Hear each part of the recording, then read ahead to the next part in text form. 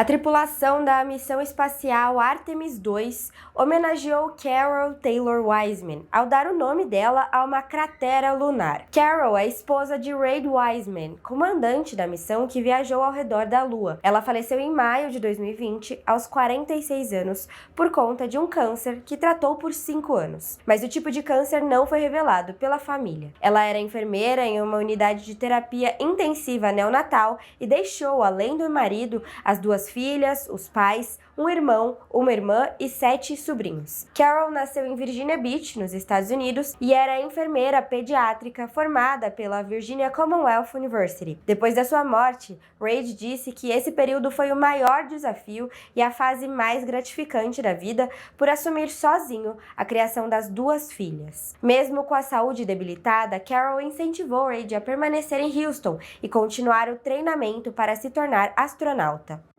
The moon, to me, it's the thing that connects me together with all the other humans in my life. I remember being a little kid lying in bed at night and just looking out at the moon in whatever phase it was in, and I was thinking, man, my friends that live like 20 miles away, they can probably look out and see that same exact moon. And then when I was in the Navy and I would look out at the moon and I'd be halfway around the planet, I would think, man, my brother can see that moon where he is and he's halfway around the planet from where I am. To me, it's a connection of life on Earth. We can all look up and see that moon, and it's always changing. The moon is never the same 2 days in a row. I love that. My name is Wiseman. I'm the commander of NASA's Artemis II mission around the moon. I grew up in a little town just north of Baltimore, Maryland, about 20 miles north of the city. There was a National Guard base nearby my house, and there were A-10 aircraft that would fly over every now and then. I just would look up at them and be like, man, I want to be up there. I want to go do that. And then my brother went to the Naval Academy, and I would go every year and watch the Blue Angels fly during commencement. And that just started to grow and grow and grow. For a while, I wanted to join the Air Force, and then I realized Navy flies as well, and they fly from ships in the middle of the ocean. And that was it, like, done deal for me. That is exactly what I wanted to do for my career. Flying is freedom to me, especially when you're in a jet aircraft coming off of an aircraft carrier in the middle of the Pacific Ocean. Nearest land is over 1,500 miles away. So when you come off of that aircraft carrier, you are truly just alone with yourself out there. It is a magical experience to be out there all by yourself in an aircraft over the Pacific. It's free.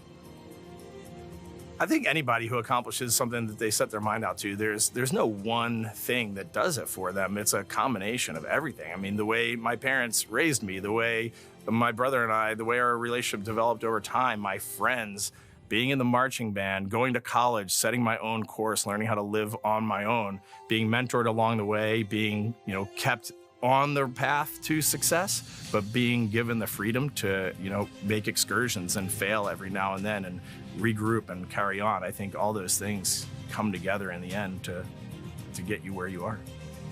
I've had to overcome, I'm a human being. I've had to overcome a lot of fears. I'm pretty scared of heights. I joked about that on the International Space Station, but it turns out I'm only scared like at the edge of a building. When you're up on the International Space Station, even though you're 250 miles up, I never had that feeling of falling or that I was, at risk up there. I just kind of loved the feeling of floating and looking down at Earth. There have been challenges all throughout my life. By far, the biggest challenge was losing my wife in 2020 to cancer and now raising 2 daughters who are grown up now, but that's been the biggest challenge by far I've ever had to face. It is not easy being an only parent, trying to work a full-time job, and raising 2 kids is something that I think about every single day. I'm very proud of the work I've done. I haven't always done it well, but I've always shown up and tried as hard as I possibly can. Em nome da equipe, o astronauta da Agência Espacial Canadense Jeremy Hansen anunciou a proposta de nomear a cratera lunar em homenagem a Carroll, depois da missão atingir um marco histórico de distância em relação à Terra.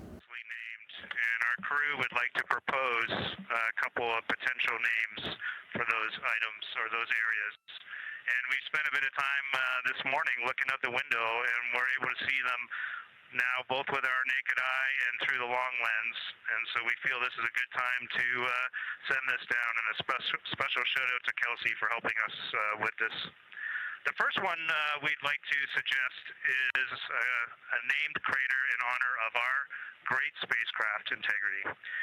And so if you were to look at Oriental on the far side and then draw a line straight up to Ohm on the far side, relatively in the middle is an unnamed crater, and we would like to suggest it be called Integrity in the future.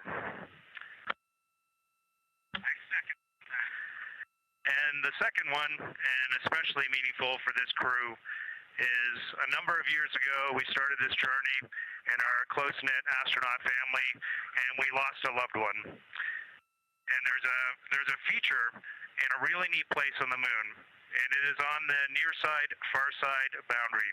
In fact, it's just on the near side of that boundary. And so at certain times of the moon's transit around Earth, we will be able to see this from Earth. And so we lost a loved one. Her name was Carroll, the esposa of Reed, the mother of Katie and Ellie. And if you want to find this one, you look at Glushko, and it's just to the northwest of that, at the same latitude as Ohm, and it's a bright spot on the moon. And we would like to call it Carroll, and you spell that Carroll. A sugestão de nomear a cratera será formalmente submetida à União Astronômica Internacional depois do término da missão Artemis II. O órgão rege a nomenclatura de corpos celestes. Além dessa cratera, a tripulação também quis aproveitar o momento para deixar um legado simbólico na superfície lunar e nomearam uma segunda cratera como Integrity, em referência à espaçonave Orion. Para saber mais detalhes, acesse o metrópoles.com e se inscreva no nosso canal no YouTube.